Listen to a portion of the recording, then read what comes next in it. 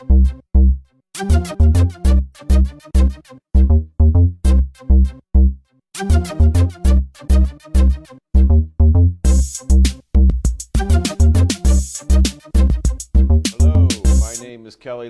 President and CEO of TechQuest Pennsylvania, and welcome to TechQuest TV, where we showcase the innovation drivers in the economy of Pennsylvania. Very pleased to have as our guest today Scott McCabe. He's the Chief Operating Officer at IMR. Scott, welcome to TechQuest TV. Thank you, Kelly. I'm glad to be here. So tell us a little bit about IMR. Well, IMR that's an interesting question because it's difficult to explain. We've been around 30 years. We started in the document management field in the microfilm business. And we still, to this day, believe it or not, there's a lot of microfilming being done out there. But that industry has obviously changed, so we've had to change with it. And from microfilming, we evolved into scanning and providing conversion services for customers. And as the software industry took off in the 80s and the 90s, we migrated into the software field. So now we are a full-blown document management, enterprise content management consulting firm that offers the full range of document management solutions, whether it be conversion services or software solutions to help automate workflow business processes.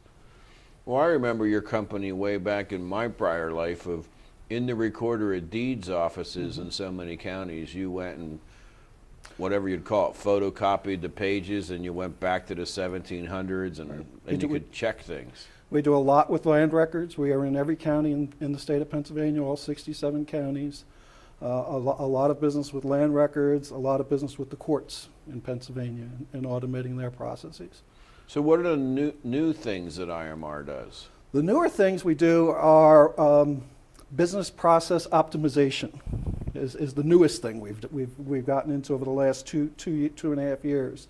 And that's basically an extension of what we do up in Hazleton in our Conversion Services Bureau, where we take things that customers have, for instance, if they have a peak period of processing applications, whether it be lawyers' applications for renewals of their licenses or dog licenses, where they have to all come in at the same time. A lot of these agencies can't handle that workload. So what they do is they contract with IMR, and all those applications then get sent to us up in Hazleton. We then scan those in and make those available via an ASP model for them to log in and access that information and do what they need to do. Now you mentioned an ASP model. What does that mean? What it means, it's an application service provider model. It allows the customer we scan information in, their information, it allows them to access that information via a secure network connection remotely so that it's basically in the cloud. Okay, it's a mini version of being in the cloud. It's working very well for a lot of these state agencies that are strapped with manpower when they have a peak workload to do. The other area where we're finding a lot of activity with that is in accounts payable. We have a number of clients that send their accounts payable invoices rather than it going to the customer, where they have to operate a mailroom, open it, categorize it, file it, send it off to the desk where it needs to be processed. It all comes to us up in Hazleton. We then have people that pick it up, open it up, scan it into a system, and then based upon the software, it then gets processed and moved to the organization in the way which they would want it. So it saves them a lot of time, a lot of money. Also now it enables them to take advantage of the early payment discounts and so forth that they may have with some of their accounts payable. We've had a lot of customers have success with that service. Now, Scott, you've been a member of our Government Technology Commission. You've been a leader in finding ways to use strategic technology to drive the savings that you just mentioned, better operations, which drive cost savings. And you're really wild about this. I mean, you really see an opportunity to improve government services. Oh, definitely. I think I get frustrated when I see, I hear about, we got to cut government, we got to cut the different programs. I prefer to look at it not as cut, but you need to do things differently. You need to not do it the way you've always done it and look at it from a broader perspective and put technology in place to help you improve government services and operations and ultimately improve the services to your constituents. So we've been very successful with that in Pennsylvania at the state level and also at the local level and the county level. I mean, I got to imagine going back, I mean, a lot of citizens know what a recorder of deeds office, where the house that you buy has a real estate title, gets put in one office in every county in the state, or if you live in Dauphin or Cumberland County, there's a courthouse, there's a recorder of deeds. Right.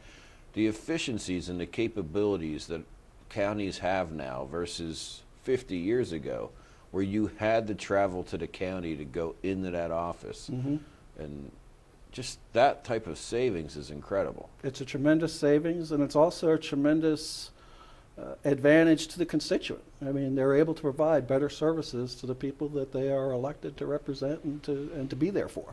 I mean, I remember just trying to get a copy of a deed.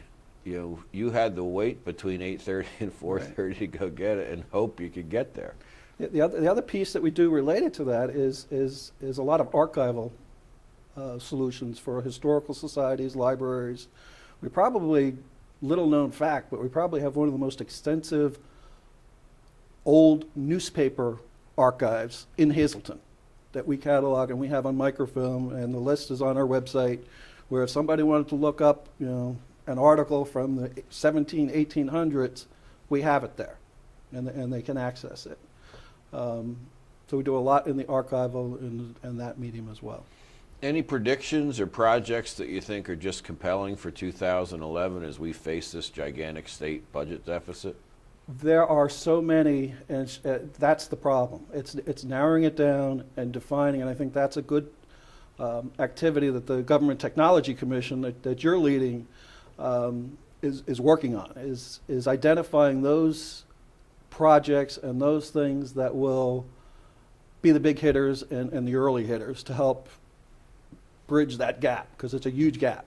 I mean, there's nothing that's going to be sacred in cutting, reevaluating, and looking at ways to do things differently. There's a lot to do in public welfare. There's a lot to do in Treasury Department. They have a lot of activity and a lot of projects that could be streamlined, consolidated, look at workflow processes. In other words, they just got to look at doing business differently. You know. Now, Scott, tell me a little bit about yourself. You went to school in Sussex, New Jersey? Sussex County, New Jersey is where I grew up. I grew up on a small lake up there, Lake Owassa, in Sussex County, New Jersey. My family was up there for years as summer home, and we moved up there year-round when I was a kid. But that's Montague, yes, New Jersey. Montague, New Jersey. Right around the Appalachian Trail in Beautiful New Jersey. country. It's the corner of New Jersey nobody knows about. It's not. There's no turnpike exit for it. It's right on the northwest corner. It borders New York, New Jersey, and Pennsylvania. Port Jervis, New York, Sussex, New Jersey, Milford, Pennsylvania. It's right in that corner. I went to high school up there, High Point High School, right at High Point State Park up there. And from there, I went to Bloomsburg. We know that well. Yes, we do. Now, you can't get off the Walpack Inn. Now, I love Pennsylvania Yes. restaurants, but the The Walpack Walpack Inn, Inn is special wonderful. place. Wonderful. You ever want to see deer and Absolutely. animal grazing outside the window as you're eating? Walpack Inn is the place Some to of do the it. best bread I've ever had, and just an amazing place, and you just sit there and watch deer eat while you're eating. It's Exactly. pretty amazing. Exactly. Hey, Scott, thanks for joining us on TechQuest TV. Thanks for your work on the Pennsylvania Government Technology Commission and the just fascinating cost-saving ideas you have. And IMR has been at the leadership role of driving them out to townships and state government. And to our viewers, if you have any questions on the Strengthening Pennsylvania effort at the TechQuest, just check our website out or check out Scott's website at IMR.